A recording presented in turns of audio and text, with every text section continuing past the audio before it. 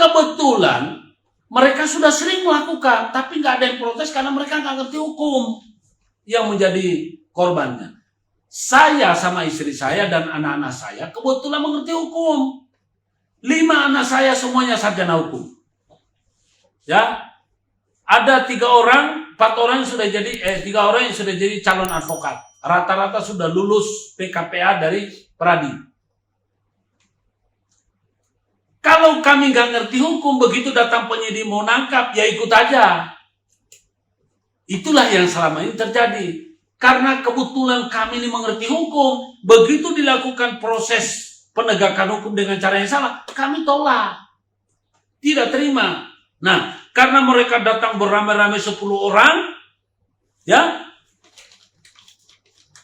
dengan tentu saja penyidik kalau sudah datang mau menangkap, pasti dia bawa pistol. Ya kan? Dengan membawa pistol, borgol, kami dipaksa. Karena dipaksa, saya melawan. Walaupun saya sakit. Saya ingin mempertunjukkan bahwa gini loh, jadi orang ngerti hukum. Jangan kamu dipaksa, lantas kamu manut aja, lawan. Jadi kalau ada masyarakat yang tanya, kok Bapak nggak proper? Ini akalnya Pak. Nggak bisa proper, bos. Proper itu kalau belum dilimpah. Kalau sudah dilimpah untuk sidang sudah tahap 2, sudah nggak bisa. Yang bertanya, kenapa nggak ikut saja? Saya bukan orang tolol. Ya, saya bukan orang dungu. Justru Anda yang nanya, kenapa nggak manut saja? Bagaimana saya mau manut kalau nggak benar? Nggak boleh. Justru masyarakat sudah waktunya sadar. Kalau salah dilawan. Jangan diikuti, biarpun dia pakai baju apa, nggak boleh. Nah, jadi saya akui, pada waktu itu saya minta ditembak. Karena apa? Prosedurnya salah, saya minta prosedur, mereka nggak mau. Nah, coba, saya memang tersiksa, saya disakiti dan saya dipermalukan. Tapi, masyarakat bisa menilai. Lebih malu mana polisi habis menangkap, kemudian nggak bisa ngapa-ngapain. Coba, saya ditangkap begitu heboh, ternyata prosesnya nggak sampai 2 jam saya sudah pulang ke rumah. Kan aneh, mestinya cermin Pak. Bapak-bapak yang bisa melakukan gitu tuh harusnya ngaca. Saya laporkan ke Prof. Ya, kalian lecehkan saya, sekarang saya buktikan di pengadilan. Kalau cuma kalian, aduh, gak ada apa-apanya. Saya, kalau memang saya benar, saya sudah bilang, pengadilan pun saya lawan. Nah, coba Anda lihat. Saya mengerti tentang undang-undang kekuasaan kehakiman. Jadi, saudara, sekali lagi, ini ada. Ini proses penyelidikan dan penyidikan menggunakan KUHP. Sedangkan penerapan hukum di pengadilan harus penerapan hukum baik di kepolisian, kejaksaan maupun di pengadilan menggunakan KUHP. Nah, setelah masuk di pengadilan ada namanya Undang-Undang Kekuasaan Kehakiman, Undang-Undang Nomor 48 Tahun 2009. Itu sudah jelas mengatakan, ya, yang namanya undang-undang tersebut di pengadilan.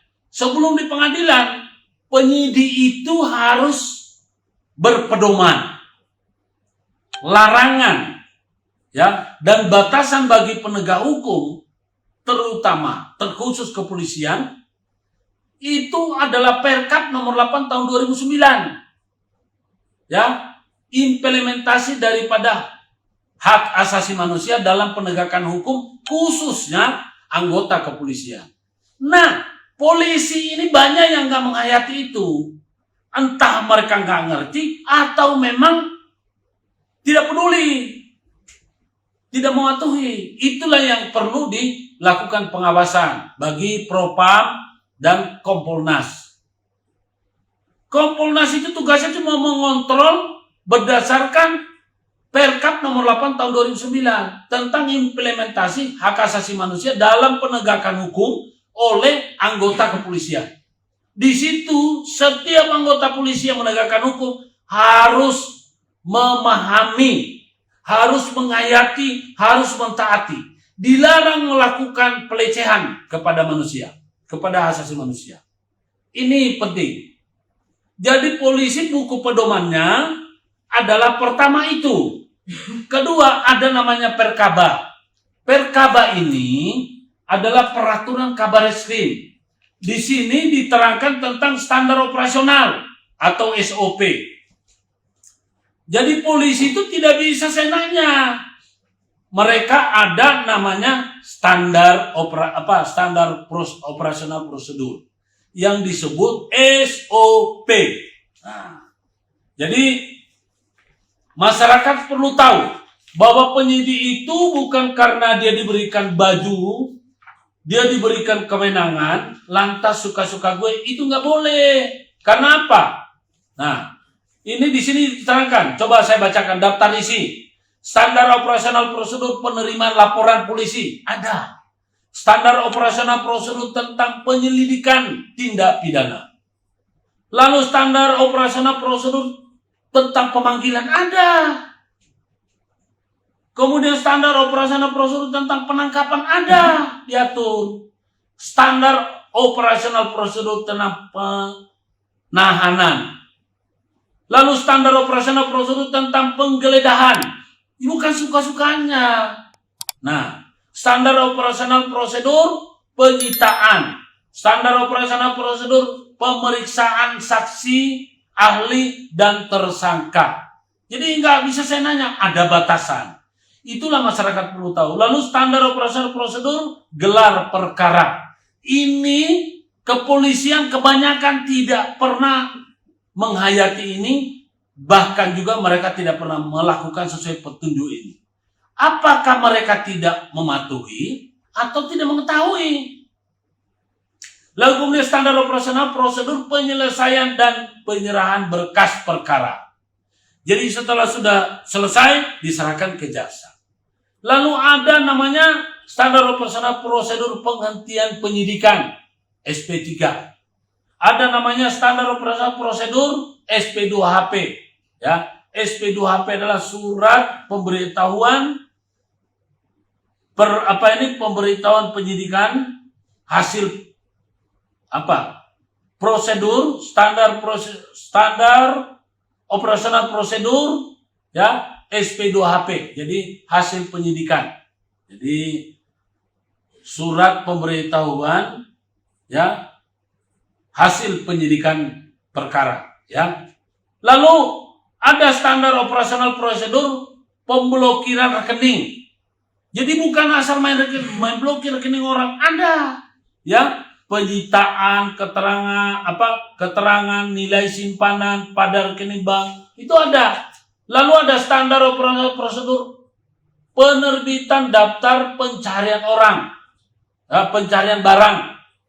Lalu standar operasional penerbitan daftar pencarian orang. Jadi ada pencarian barang, ada pencarian orang.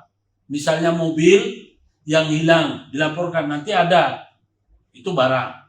Kemudian standar operasional prosedur pencegahan dan atau penangkalan terhadap pelaku tindak pidana. Jadi ini masyarakat perlu tahu. Kemarin kami dilakukan penangkapan tidak berdasarkan standar operasional penangkapan. Bahkan pengiriman surat panggilan juga tidak berdasarkan standar operasional prosedur. Padahal di sini loh ada ya di Perkaba. Ya. Jadi standar operasional prosedur pemanggilan. Ya. Orang yang dianggap tidak patuh boleh dilakukan jemput paksa. Kami ini bukan orang gak patuh. Panggilan pertama kami hadir dan ada buktinya. Diterima surat bukti oleh kanitnya. Harusnya kalau penyidik itu berpikir dan bekerja sesuai dengan prosedur hukum, panggilan pertama sudah hadir berarti tidak ada lagi panggilan kedua. Ya. Kemudian apa? Dia katakan bahwa dia sudah kirim panggilan kedua. Bagaimana modelnya? Panggilan kedua itu kalau panggilan pertama tidak dihadiri. Ini sekarang dia dikatakan ada panggilan kedua. Tapi panggilan kedua itu baru kami terima setelah selesai penangkapan. Ini apa masuk akal? Inilah, ya. Kemudian, saudara, ini pada waktu penyelidikan dan penyidikan. Nah, pada waktu penyelidikan, ini jalan tentang perkaba. Pada waktu penanganan pidana, ini tata cara yang harus dipakai, KUHP. Sekarang, setelah perkara dilimpah ke pengadilan, maka wewenang daripada hakim untuk mengadili perkara. Tapi ingat, hakim itu berdasarkan kewenangannya sesuai dengan kekuasaan kehakiman, Undang-Undang Nomor 48 Tahun 2009 memberikan batasan. Apa? Jadi pasal 1 mengatakan undang-undang ini dimaksudkan dengan kekuasaan kehakiman adalah kekuasaan negara yang merdeka untuk menyelenggarakan peradilan guna menegakkan hukum dan keadilan berdasarkan Pancasila. Ya, berdasarkan Pancasila dan Undang-Undang Dasar Negara Republik Indonesia tahun 1945. Harus diketahui itu. Undang-Undang Dasar 45 salah satunya yang memuat tentang hak asasi manusia. Kemudian pasal kedua mengatakan, Undang-Undang Kekuasaan Kehakiman mengatakan, peradilan dilakukan demi keadilan berdasarkan ketuhanan yang Maha Esa. Kalau sudah Tuhan, ya tolong hakimnya harus melakukan itu. Jadi itu saya akan membacakan yang pasal penting saja. Sedangkan pasal 3, saya ayat-ayat yang begitu banyak saya nggak bacakan supaya nggak tersita waktu. Pasal 3 mengatakan dalam menjalankan tugas dan fungsinya, hakim wajib menjaga kemandirian peradilan. Jadi tidak boleh didikte. Nanti saya ceritakan tentang perkara saya. Kemudian pengadilan, pasal 4. Pengadilan mengadili menurut hukum dengan tidak membeda-bedakan orang. Ini. Lalu, itu ayat 1-nya. Pasal 4. Ya. Pasal 4 ayat 2. Pengadilan membantu mencari keadilan dan berusaha mengatasi segala hambatan dan rintangan untuk dapat tercapainya peradilan yang sederhana, cepat, dan biaya ringan. Sampai di sini saya ingin menjelaskan kepada netizen. Perkara yang kami alami sama sekali ini tidak berkeadilan. Kenapa? Pengadilan itu adalah pelapor. Ya. Bagaimana mungkin mereka menjalankan tugas fungsinya, mereka akan mandiri? Sulit. Kalau mereka mandiri harusnya ditolak ini perkara. Kenapa? Yang pelapornya ketua pengadilan, masa mereka harus menjadi hakimnya? Nah, itu sudah tidak benar. Ya, pengadilan mengadili menurut hukum dengan tidak membeda-bedakan orang. Bagaimana mungkin mereka tidak membedakan? Saya pakai toga saja diprotes, Pak. Apa masalahnya? Ya. Kemudian pengadilan membantu mencari keadilan dan berusaha mengatasi segala hambatan dan rintangan. Dari mana? Oh, baju saya jadi persoalkan kok. Terhadap penggunaan uniform, karena saya ini advokat, meskipun dalam hal ini saya sebagai terdakwa, tapi saya adalah advokat. Kenapa saya boleh pakai? Itu kan suka-suka saya. Ya, bagaimana dengan hakim? Hakim sendiri banyak melakukan pelanggaran. Kenapa? Pertama, saya tidak ada satu ketentuan yang mengatur bahwa saya dilarang pakai baju toga ketika menjadi terdakwa. Banyak TNI yang disidang di pengadilan, mereka tetap pakai dinas. Bahkan pensiunan ada yang pakaian dinas. Ya. Kemudian, saya dilarang. Padahal, pengadilan ini sendiri tidak berwenang. Asas legalitas perkara ini nggak ada aspek hukum pidana yang saya langgar, tapi dipersoalkan. Sedangkan mereka diminta untuk melakukan pengadilan seadil-adilnya. Ya, saya ingin menyampaikan kepada saudara sekalian, pada Undang-Undang Kekuasaan Kehakiman pasal 5, hakim, ya, Wajib pengadili mengikuti dan memahami nilai-nilai hukum dan rasa keadilan yang hidup dalam masyarakat. Ini tidak ada rasa keadilan.